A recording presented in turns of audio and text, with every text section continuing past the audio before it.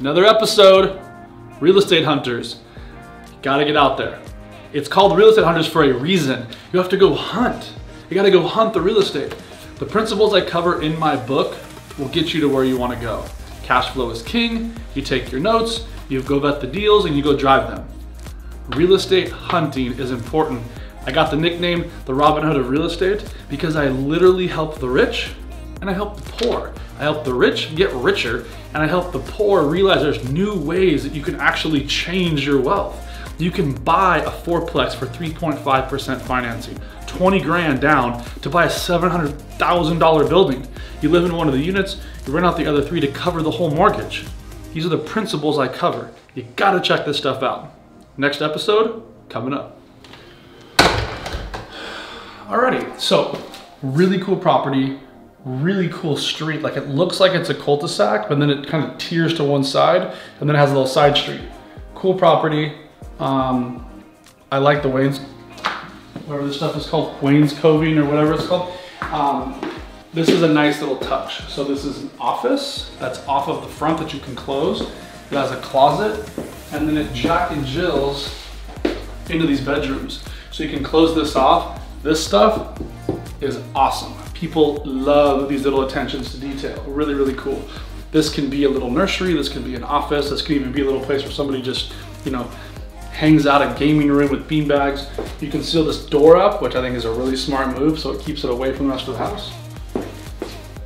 Another nice big bedroom here off of the front of the house.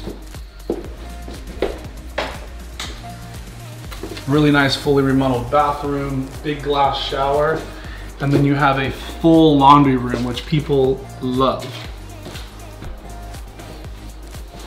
And the laundry room just keeps on going and going and going to the side RV parking.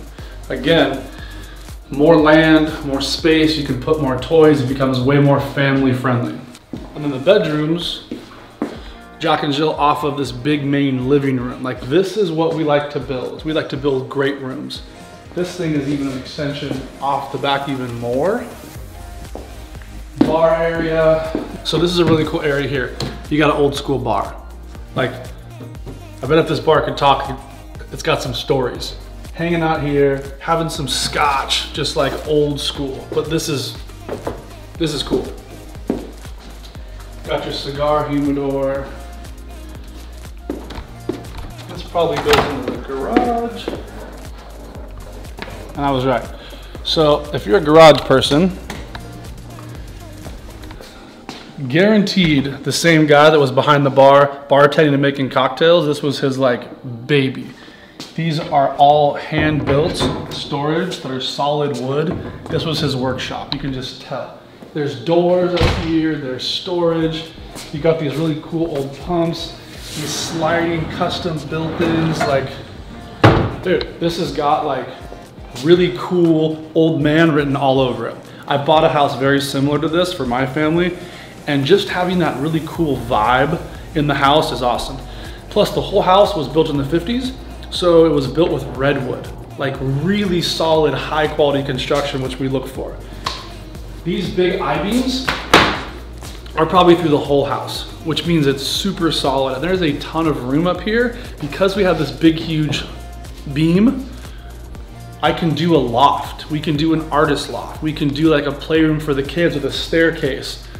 Tons of opportunities here. Or make a little unit, you know, for whatever. Friends, college kids that come back home. There's a theme to what we look for on purpose.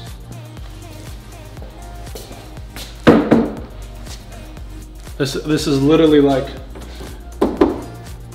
Old Man 101. That was awesome. You got your tools, everything I'm sure was labeled. I just like this stuff. And there's literally plugs everywhere for all your tools and power tools. Nice big 3-car garage. This property's awesome. Okay, so we're gonna go check out the backyard, which I think for this particular, again with the doors, like if you're going to do construction on a house and you're gonna at least do something, fix the doors. Because when somebody's coming through a property, when someone's walking through a property for the first time, it's those little things that turn them off. They could be in love with the kitchen, in love with the bathroom, and those little dumb things make them start to think, well, what else is wrong? What else didn't they do? You gotta get those things handled first. Lean into your contractors if you're a flipper to get those things done before you go to market. So this is part of the house that I'm not that stoked on. Great house, great bones, great bedrooms, cool place to entertain, tiny backyard. Tiny.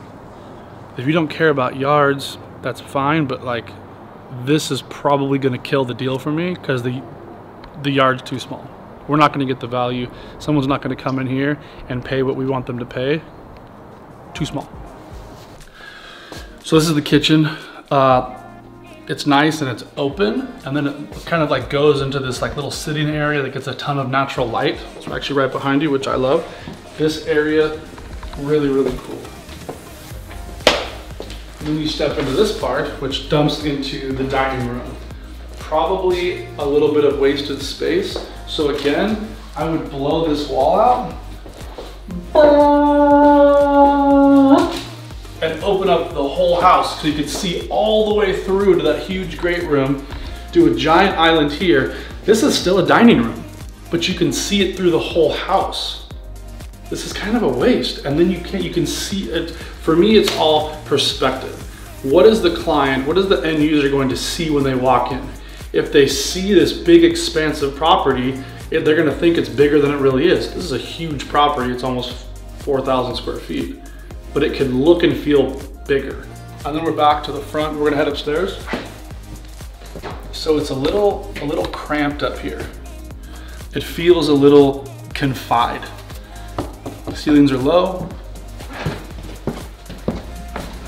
There's actually a warp in the floor, but this is your master. So a nice big master upstairs. Nice big walk-in closets. So this is not a mirror. You can see all through here. There's a safe in the wall. This is a his and hers. There's a door here and there's a door over there. So you have his side and her side, which is a plus because I'm married and my wife has a lot of stuff and she needs her own closet with her own stuff.